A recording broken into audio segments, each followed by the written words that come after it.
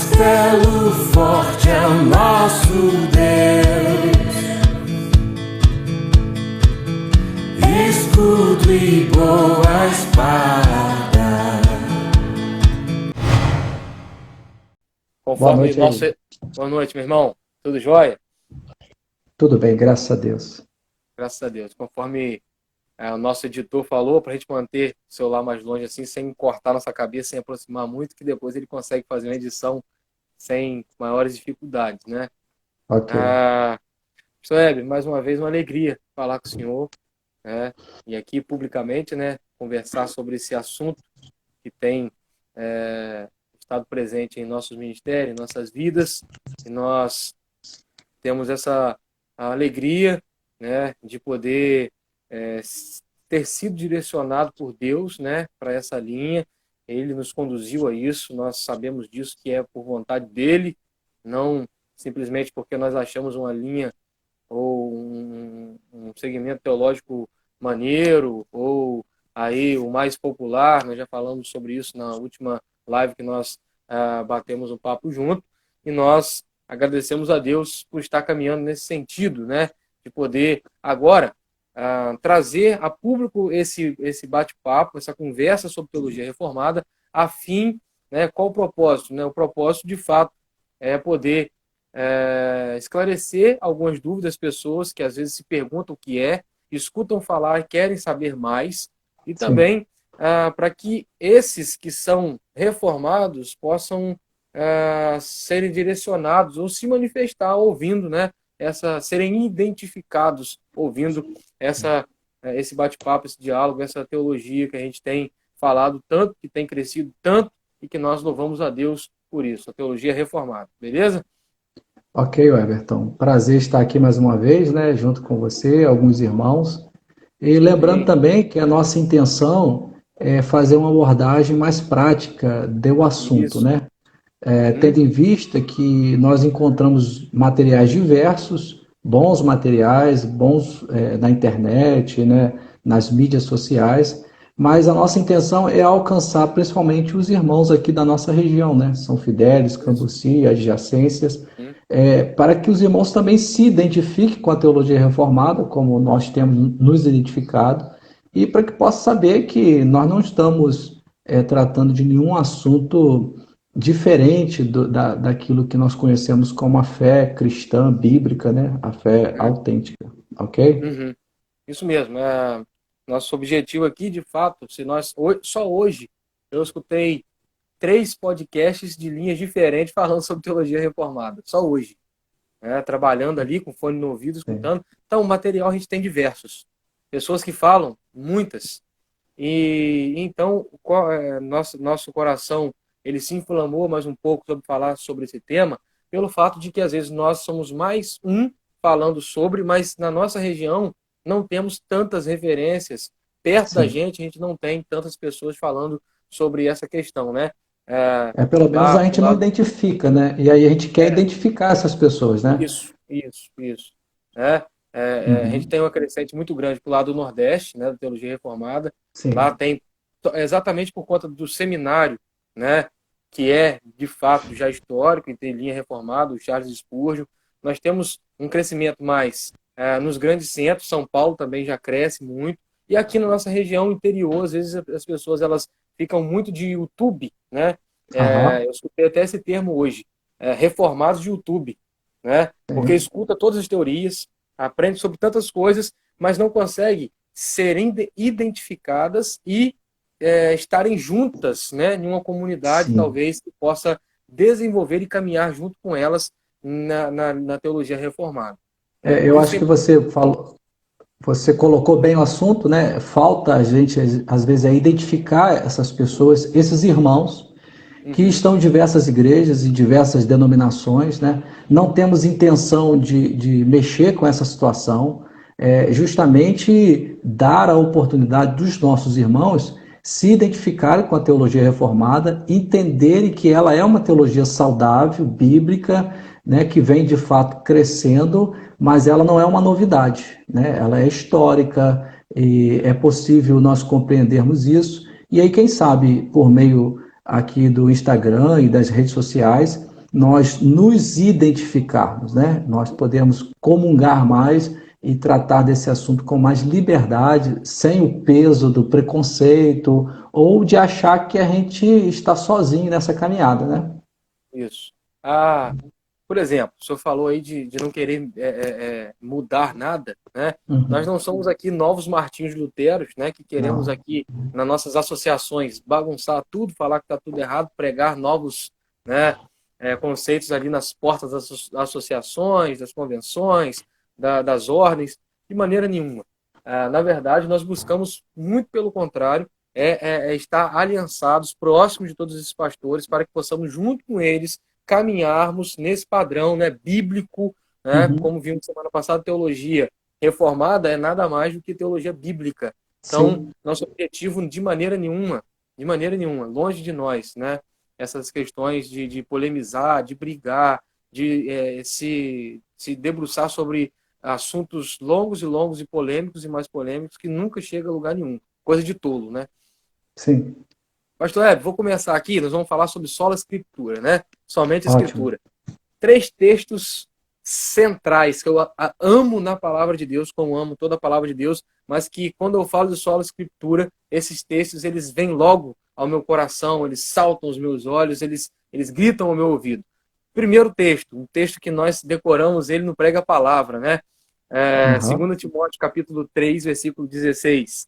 Toda escritura é divinamente inspirada e proveitosa para ensinar, para repreender, para corrigir, para instruir em justiça. Em versículo 17, a fim de que o homem de Deus seja perfeito e perfeitamente preparado para toda boa obra. Beleza? Mais um Amém. texto, só para a gente poder já entrar aqui. Para falar da escritura, então vamos entrar aqui. Hebreus capítulo 4, versículo 12. Pois a palavra de Deus é viva e eficaz, mais cortante do que qualquer espada de 2 gumes, e penetra até o ponto de dividir alma e espírito, juntas e medulas, e é apta para discernir os pensamentos e a intenção do coração. Mais um versículo, e aí eu já vou passar para o senhor para a gente começar a desenvolver os pontos históricos da sola escritura. Como surge, por que surge, onde surge. O Salmo 119, versículo 89. Salmo 119, o Hernando Dias Lopes que fala que tem um salmo que é o espanta-demônio, né? E tem um salmo que é o espanta-crente. É o Salmo 119, é o espanta-crente. Salmo 119, versículo 89. O Senhor, ó Senhor, a tua palavra é eterna.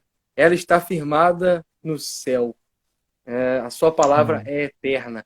A palavra de Deus é eterna, é suficiente, é inerrante, né? E nós Sim. confiamos e estamos firmados na palavra.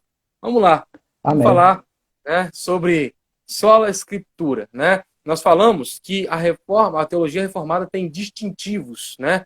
Um dos distintivos Sim. são os 5 solas, né?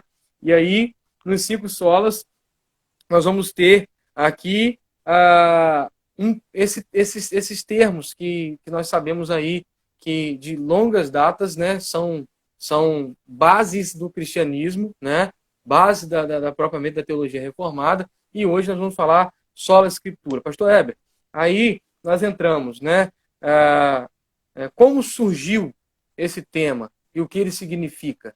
Ok, o Everton. Gostei muito de nós começarmos citando alguns versículos, né? Uhum, Nós poderíamos fazer aqui esse exercício e veríamos diversos outros textos que vão fundamentar a crença que a Bíblia é autoridade sobre as nossas vidas, né? A uhum, intenção de citar os textos é demonstrar isso. Então, uhum, esse slogan que surge aí, sola escritura, ele foi sistematizado ao longo dos anos, desde a Reforma Protestante, né? A gente não tem, na verdade, uma data oficial que a gente possa dizer, como a gente diz das 95 teses de Martim Lutero, né? No dia 31 de outubro de 1517, Martim Lutero foi lá e colocou as 95 teses. Mas os 5 solas da Reforma, eles foram sendo sistematizados, sintetizados, na verdade, ao longo dos anos que os reformadores foram colocando os seus documentos históricos, suas declarações de fé, E o que nós temos hoje, de maneira bem específica, são 5 slogans que resumem a teologia reformada, resumem aquilo que a gente crê, né? Então, daí surge. E o que é o sola escritura? É a crença que as escrituras são autoridades. Na verdade, nós dizemos como bom batistas, né? Eu sei que pode ter pessoas de outras denominações nos ouvindo, mas dentro dos nossos princípios batistas, nós defendemos que a Bíblia é a única regra de autoridade, de fé e prática, né? Nós defendemos isso. Então, o que nós dizemos como sola escritura é justamente isso. É a crença que a Bíblia é autoridade, né? Ela é autoridade para reger nossas vidas, no que diz respeito aos assuntos teológicos, eclesiásticos, e todos os assuntos da vida cristã. Por exemplo, quando você pensa em tomar uma decisão na área emocional ou na área de planejamento pessoal mesmo, qual é a sua base de orientação? Onde você vai buscar uma orientação? Você vai nas Escrituras. Então, você está aplicando aí o sola escritura, né? Quem vai orientar a nossa vida são as Escrituras, né? Somente a palavra de Deus. Tem uma data, pastor Hebe, que fica bem marcada, né?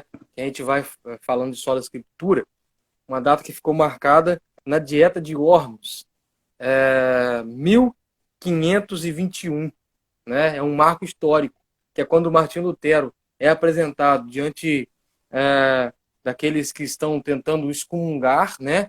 Eles Sim. estão na perseguição dele, e aí alguns historiadores falam que foi um dos momentos, né, na Dieta de Worms que nasce, né, ou se ganha mais força ainda o sola escritura. Quando Martinho Lutero, diante de todas aquelas acusações e tentando colocá-lo em situação de colocar as suas 95 teses e todos os seus livros como mentira, né, dizer que aquilo ali não era verdade, ele vai dizer uma frase, né? Ele vai dizer uma frase que diz assim, na íntegra, vou dizer a frase dele na íntegra: a menos que eu seja convencida pelas Escrituras e pela razão pura, e já que não aceito a autoridade do Papa e dos concílios, pois eles se contradizem mutuamente, minha consciência é cativa à palavra de Deus, e não posso e não vou me retratar de nada, pois não é seguro e nem certo ir contra a consciência. Deus me ajude. Amém. Martinho Lutero, né, na Dieta de Worms, em 1521. Aqui está, né, esse slogan, sola escritura, ele talvez tenha um crescimento e talvez uma formalização maior, né, depois desse posicionamento, quando Martinho Lutero, ele aqui vai publicamente dizer contra a questão da autoridade papal e, sim, propriamente dito, dos sacerdotes ali da Igreja Católica, né, que tinha somente eles o acesso à Escritura e o Papa tinha ali o mesmo peso, né, da Bíblia. Né? Ele interpretava e o que ele dizia era o que estava certo, né? Não era pública a Bíblia, não era de uso comum a Bíblia. E aí Martinho Lutero faz esse posicionamento, mais uma vez, colocando a Bíblia, né, como suficiente e inerrante, né, e colocando a autoridade da Bíblia, né, em ênfase aqui, né, dando autoridade tão somente às Escrituras. Everton, deixa eu pontuar uma questão aqui. A gente fala de Lutero, como a gente fala de Calvino, de Zwingli e de tantos outros reformadores. Então é preciso a gente mencionar que nós não somos luteranos, né? A gente sabe da importância que Lutero teve para a reforma. Todos nós evangélicos temos uma dívida, se assim podemos dizer, com a reforma protestante, porque até então, né, não havia essa cisão. E o que eu posso mencionar desde então é que a sola escritura, como os outros slogans, os 5 solas da reforma, eles são uma herança cristã, né? Principalmente uma herança evangélica. Né? Então a gente está abordando um assunto, embora, como você mesmo mencionou, possamos ser chamados de reformados do youtuber, né? Mas nós temos essa herança que é bíblica, que vem fundamentada nas Escrituras, que passou pela Reforma Protestante, que foi sistematizada nas declarações de fé, nos documentos históricos, e que hoje a gente pode sintetizar aí na palma da mão, ou melhor, nos 5 dedos da mão, a gente pode sintetizar aquilo que nós cremos, né? E dentro desses pilares da reforma, a gente mencionando hoje aqui a sola scriptura, para mostrar que a nossa fé está embasada nos princípios eternos de Deus, na palavra de Deus, que é imutável, que é inerrante, né? Eu gosto muito de lembrar os irmãos o que Jesus falou na oração sacerdotal em João 17, né? Santifica-os na verdade. A tua palavra é a verdade. Nós vivemos um mundo de relativismo, né, onde as pessoas acham que verdade depende do ponto de vista, mas nós cremos numa verdade absoluta. Não é a ciência, não é a sabedoria humana, não é a política. Quem tem a última palavra é Deus, e essa palavra está revelada nas Escrituras. Sim, o Sola Escritura, né, ele é um convite não a uma linha, né, de teologia. É um convite ao retorno à palavra, né? Amém. A ênfase à palavra, né? Às vezes nós vemos muitas pessoas que levantam a bandeira Sola Escritura, dizendo mais sobre quem fala, né, sobre o Sola Escritura do que propriamente da Escritura, né? Sim. Defendendo muitas vezes, defendendo os documentos históricos, né? A herança histórica que nós não desprezamos, né? Não desprezamos. Não. Mas a reforma, né? E aí tem uma frase interessante da reforma, igreja reformada sempre se reformando, né? O chamado à reforma é um chamado bíblico, né? Por exemplo, um dos livros mais importantes da Bíblia, nós já falamos aqui no último encontro, e vou repetir hoje, é o livro de Romanos. E quando Paulo termina de apresentar as grandes doutrinas da fé cristã e vai entrar na seção prática do capítulo 12 a 16 de Romanos, ele faz um rogo, né? Ele faz um clamor aos irmãos que não se amoldem a esse mundo, mas transformem-se pela renovação da sua mente. Então, a renovação da mente, o que é isso? É uma reforma, né? Quando nós renovamos a nossa mente pela palavra de Deus, nós estamos nos reformando. Paulo aborda o mesmo assunto no livro de Efésios, que diz que a gente precisa ser transformado, né, pela palavra de Deus, abandonar o velho homem, a velha natureza e se renovar em Cristo. Então a reforma é justamente isso, o Sola Escritura é justamente isso. E quando nós falamos de palavra, deixa eu mencionar aqui antes que eu me esqueça, né?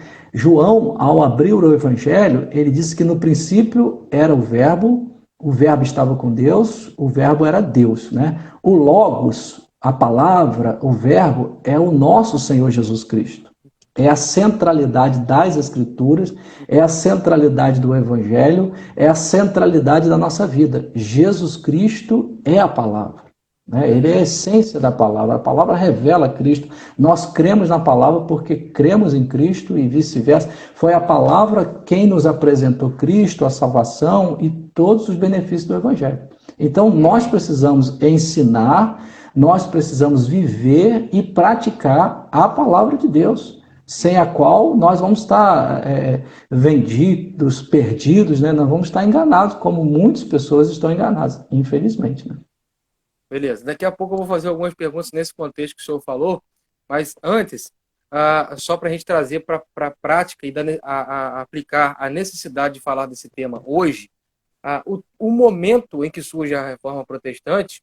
Então, pastor Heber, o que acontece? Qual é o contexto que surge, né? Sola Escritura. Nós já citamos aqui que é uma chamada à igreja daquele tempo para a palavra, né?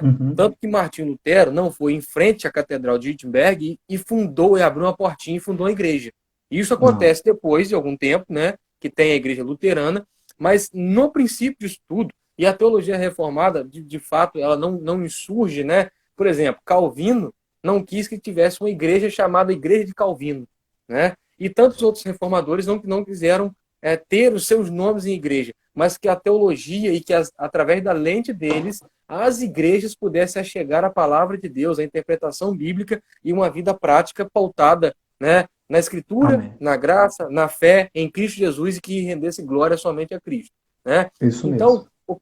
o que nós temos aqui, o contexto, é que de fato a igreja tinha se desviado e dentro de uma gama de situações nós temos, por exemplo, a indulgência, nós temos, por exemplo, a política, o sistema político dentro do sistema papal misturado, e Martinho Lutero ele vem, né, e a teologia reformada vem, chamando a igreja daquele tempo um retorno às escrituras, né, para voltar para a escritura, mudar, sair daquilo que estava errada, a falsa eclesiologia, né, e voltar para a Bíblia, se pautar na Bíblia, para as suas ações como igreja, para as suas ações como cristãos, para as suas ações como líderes. Então foi isso que acontece lá. E quando nós olhamos para hoje, nós nos perguntamos qual a necessidade de sola escritura ou de somente a escritura nos dias de hoje, na igreja contemporânea, pastor Heber? Então, o pastor Everton, nós percebemos essa necessidade de uma forma urgente, né? Uhum. De certa forma, a igreja evangélica no mundo inteiro, mas vamos pensar um pouco no Brasil, é uma igreja evangélica que está perdida, é uma igreja que se desviou da palavra, onde as grandes denominações são fundadas e edificadas em cima dos seus líderes, né? Então você tem igrejas com grandes líderes, pessoas carismáticas, mas são igrejas que não têm compromisso com a palavra de Deus. Por outro lado, nós temos muitas denominações históricas cujos líderes também, aí eu me refiro a igrejas locais, também não conhecem a autoridade das Escrituras, não se submetem à autoridade das Escrituras, estão buscando modelos de crescimento em cima de marketing, em cima de ondas de crescimento, não pregam as Escrituras, não praticam as Escrituras, muito embora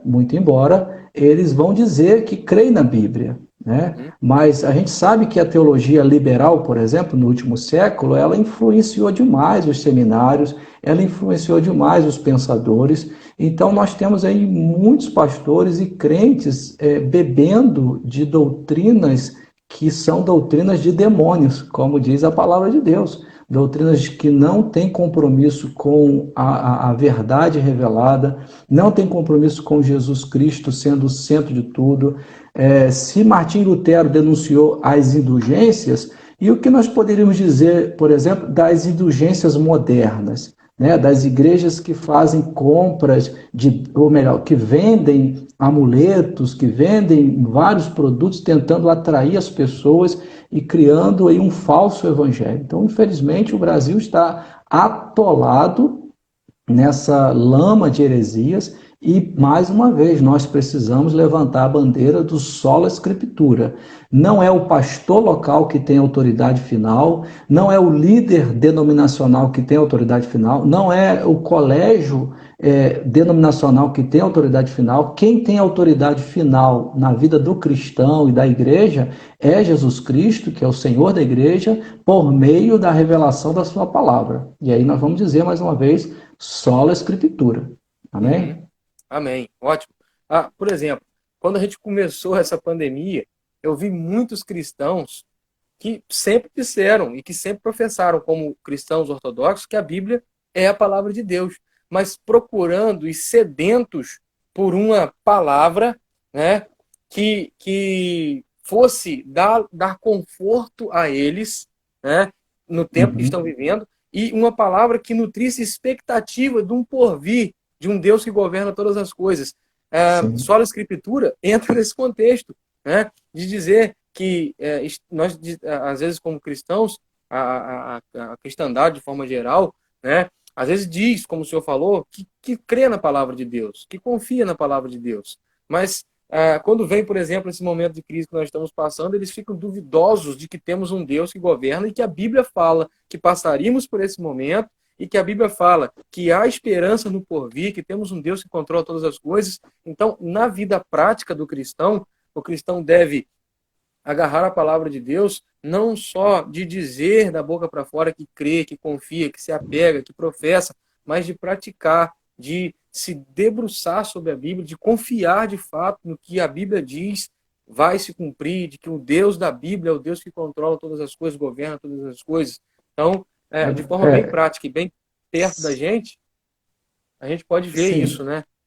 sim, sim. E, inclusive, nós estamos falando do Sola Escritura, e um dos grandes distintivos da teologia reformada, que é uma teologia solidamente bíblica, é a crença na soberania de Deus.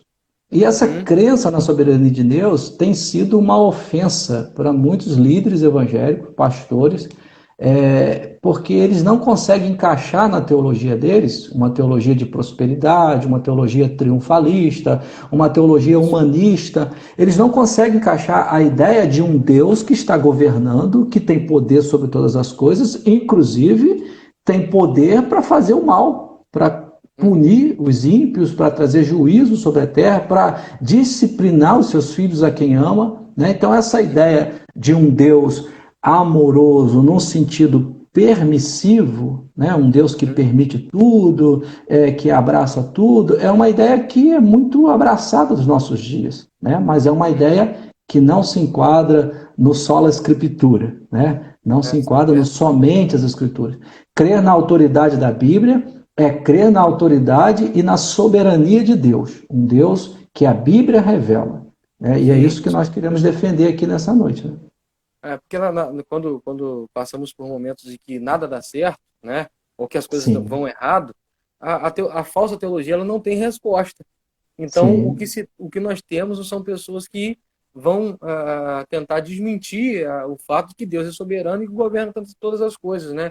É um sim. distanciamento da Escritura, de confiar, né, na autoridade da palavra de Deus. Então, nós precisamos, né, crer na Uhum. palavra de Deus, praticar a palavra de Deus e saber que todos os outros solas, né, nós temos aí teólogos que até organizam de fato dessa forma, surgem com o pilar do sola escritura, né, que é da palavra que vem a fé, que é na palavra que a gente vê o Deus da graça que salva em Cristo Jesus, e isso resulta na glória de Deus, né, de forma bem Amém. prática e aplicando, né, em uma frase os cinco solas, nós temos isso. Então, nós precisamos como pastores, falar assim da autoridade das escrituras, né?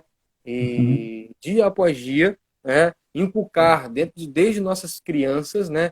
Eu vejo que a gente deixa às vezes para pregar essas teologias mais grossas, né? Eu digo assim, né? Mais pesadas. Vamos deixar nossas crianças crescerem e elas vão escutando o que o YouTube diz, o que o Lucinho diz, o que o Vitor Azevedo diz, o que tantos outros por aí dizem, aí depois a gente quer encaixar na cuca de nossas crianças, né, o solo escritura.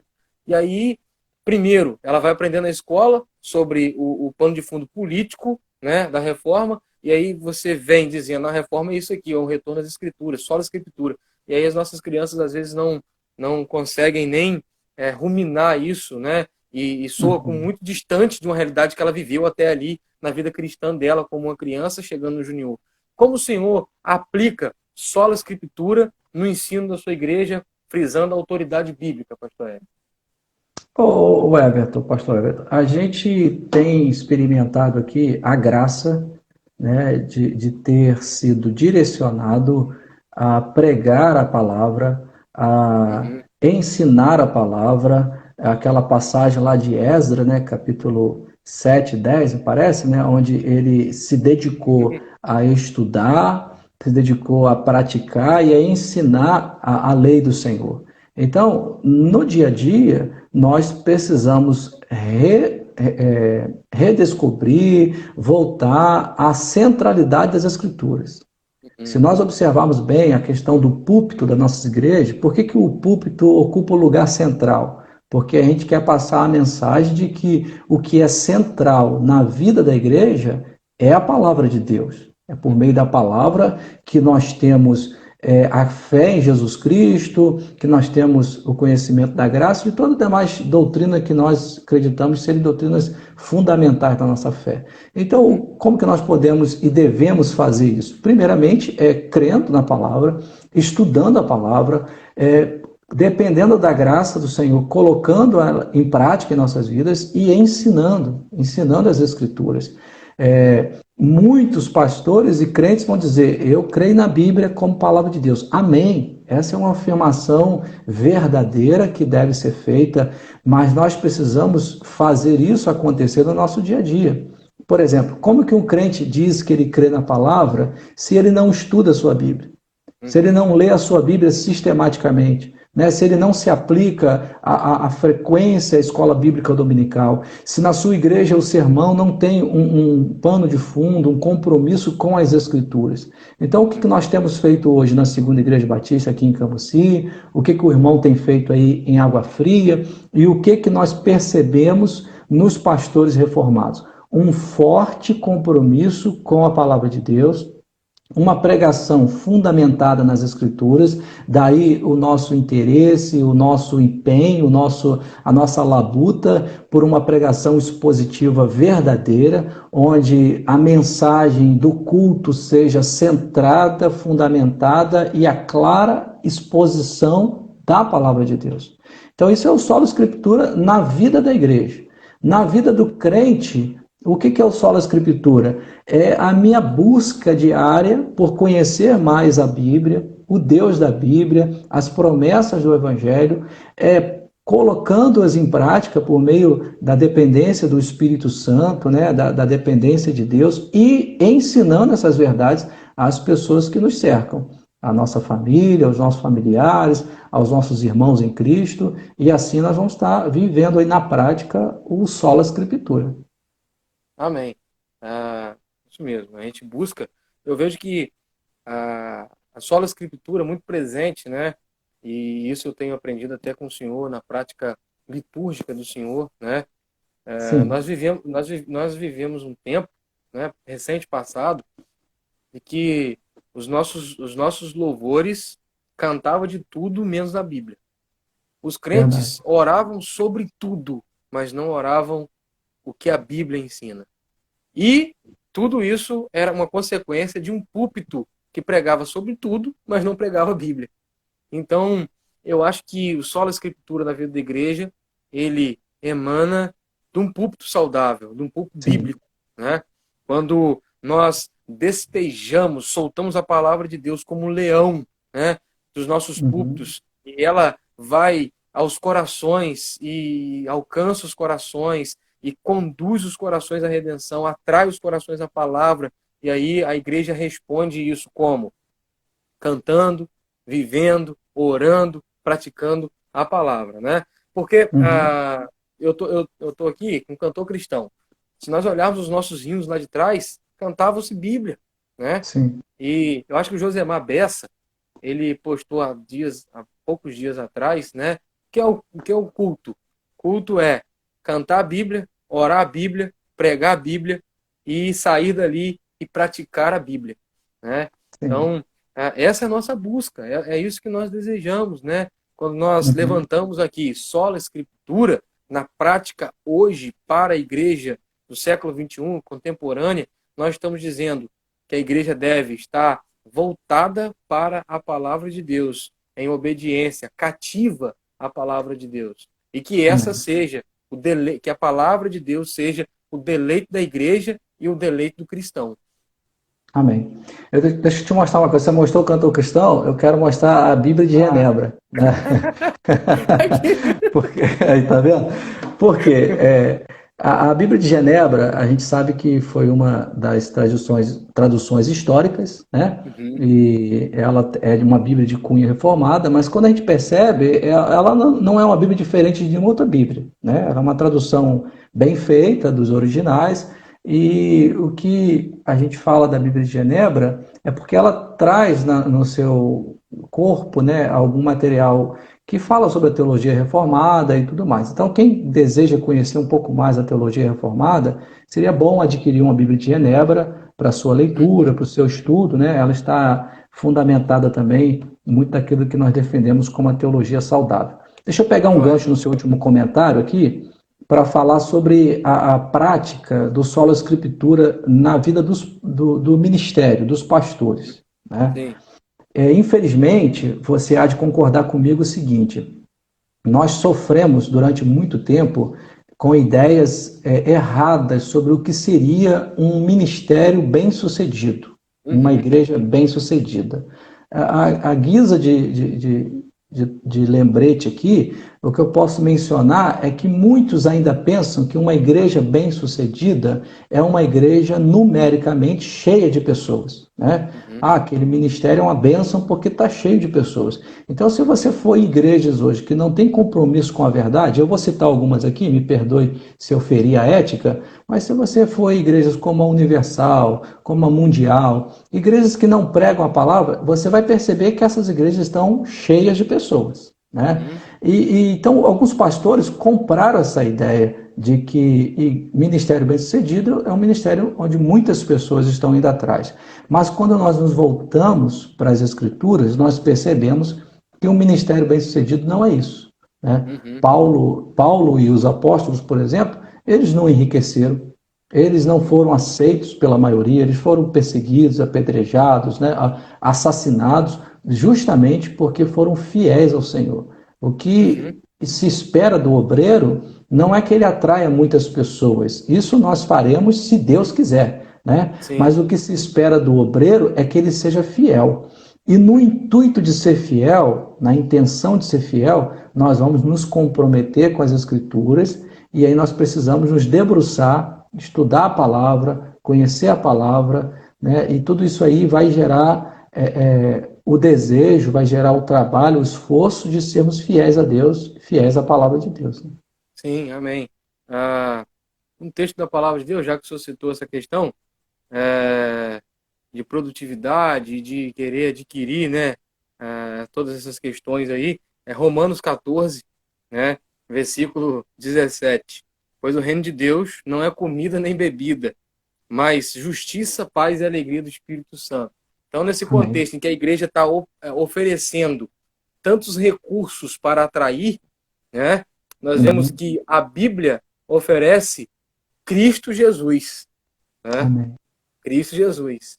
E aí, quando nós oferecemos Cristo Jesus através da exposição bíblica, através de uma igreja centrada na palavra, no Evangelho, isso não é popular, não é atrativo, não traz tantos benefícios assim, só Cristo, né? Afinal de contas, as pessoas querem uma fé palpável, né? Elas querem palpar, né, a resposta da oração delas, né? Então, a Escritura vem trazendo de forma contrária, né, essa pregação, né, que nós temos espalhada, esparramada por aí. E quando nós nos focamos na palavra, beleza, o crescimento vem de quem? Quem dá o crescimento? É Deus. Né? E como ele dá o crescimento? Através da palavra. Né? O pessoal tivemos um tempo aí de que na era modelos eclesiásticos para crescimento de igreja, né? Tivemos muitos aí que passaram, foram como ainda temos ainda, né? Isso. E daqui a pouco esse que nós temos já não tem mais e vem outro, né? Porque é uma busca de fato por um inchaço de templo. Não sei se pensando na arrecadação, não sei se pensando no status, não sei se pensando nos impérios pessoais, não sei. Muitas são, talvez, a justificativa que eles têm, mas não é a justificativa de estar em volta da palavra, porque se fosse de estar em volta da palavra, teria confronto bíblico, teria só a escritura no centro e a pregação seria confrontando a uma mudança de vida, de comportamento, a um crescimento em piedade, e de fato não é isso que nós vemos. Mas o que acontece é que todos esses modelos, eles pegavam Atos 2, né, ali e falavam, não, Deus dá o crescimento, Deus dá o crescimento, Deus dá o crescimento. Mas tudo aquilo ali aconteceu, aquele crescimento foi em consequência de quê? Da pregação dos apóstolos.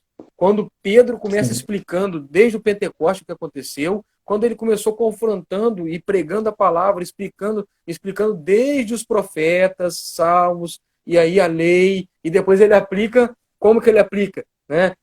Ele aplica dizendo, arrependei-vos e convertei-vos. E aí Deus dava o crescimento. Então não existe um crescimento de igreja saudável que não seja um crescimento bíblico dado por Deus em decorrência da exposição bíblica.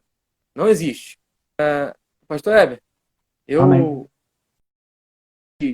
para a gente só fazer as últimas considerações e as minhas considerações finais, falando sobre sola escritura, é que Deus nos ajude a estar firmados na palavra, Deus nos dê disposição para dia após dia mergulhar, cavar, descobrir as preciosidades dos textos bíblicos e que nosso coração esteja sempre quebrantado por Deus, para que as verdades dele estejam práticas em nossas vidas, para que, quando nós dissermos sola escritura, nós estejamos apenas autenticando aquilo que alguém já está vendo em nós. Pastor Heber, algumas considerações do senhor finais aí? Mais uma vez também agradecer a participação dos irmãos, né? Eu acompanhei aqui muitos irmãos, membros aqui da Segunda Igreja entrando ao vivo conosco, então agradeço os irmãos aí, o boa noite, e dizer para os irmãos que o nosso interesse aqui é promover essa comunidade online, né? Onde a gente possa ter esse tempo de comunhão, quem sabe uma vez por semana aí, vai depender das nossas agendas, mas é onde a gente possa ter um local para que esses assuntos tão importantes para a nossa fé sejam abordados com clareza, com fundamentação bíblica, com o desejo de glorificar a Cristo sobre todas as coisas. Eu acho que você já colocou, mas vou reforçar aqui. Os irmãos que tiverem dúvidas nessas áreas ou quiserem comentar sobre a teologia reformada, fique à vontade, podem mandar aí o seu recado, né, o seu comentário, que na medida do possível a gente vai tentar aqui abordar. Eu e você já combinamos, eu vou expor aqui para os irmãos, temos o desejo de abordar, a princípio, cada um dos 5 solas, né? Hoje falamos sobre o solo escritura, no próximo encontro espero que a gente possa falar sobre os solos cristos, né? Porque são pilares que caminham juntos, e na medida do possível, cada semana que nos encontrarmos, vamos tratando desses temas que nós conhecemos, nós ouvimos, tem se tornado temas comuns para nós, mas que precisamos saber a sua origem e como que eles se aplicam à nossa vida cristã. Ok? Beleza. Isso mesmo. Eu vou, mais uma vez, aqui dizer para os irmãos que estão aqui, para se inscrever, aquele que não é inscrito no canal da Igreja Batista em Água Fria, da Segunda Igreja Batista em Cambuci, né, para que assim tenhamos ali, né, acesso a todo esse movimento da palavra que tem acontecido em nossos meios, né, em nosso meio. Amém. E aí, também tem a exposição bíblica que o pastor Heber tem feito em Apocalipse, domingo, às 9h30 da manhã, no canal da igreja, da Segunda Igreja Batista em Cambuci. Então, vale a pena você ir lá, se inscrever, ativa o sininho, que aí quando 20 minutos antes, 15 minutos, aparece ali em cima. Daqui a pouco vai começar a exposição bíblica. E você já fica ciente, já participa. É importante esse movimento. Amém. Ô Everton, já que você citou o nosso culto, os domingos de manhã, é um bom momento para que os irmãos vejam o Sola Escritura na prática da igreja, né? Porque o que tem promovido o nosso programa de culto é a Escritura, é a Bíblia, né? Aí a gente vai falar futuramente, se Deus assim permitir, sobre o princípio regulador do culto, que é fruto também do Sola Escritura, é uma herança reformada também que nós temos, né? Amém. Obrigado e só lhe deu glória, né? A gente agradece, mas sabe que tudo isso resulta para a glória do Senhor. E em um momento também a gente vai falar sobre presbitério na igreja, né? E aí Deus possa abençoar toda a sua equipe que trabalha junto com o Senhor, que Deus possa estar nos conduzindo dia após dia a uma vida centrada na palavra, sola escritura. Amém. Vamos orar, né? Vamos orar aí pelos irmãos, vamos orar pelo Leandro, tá bom? Amém.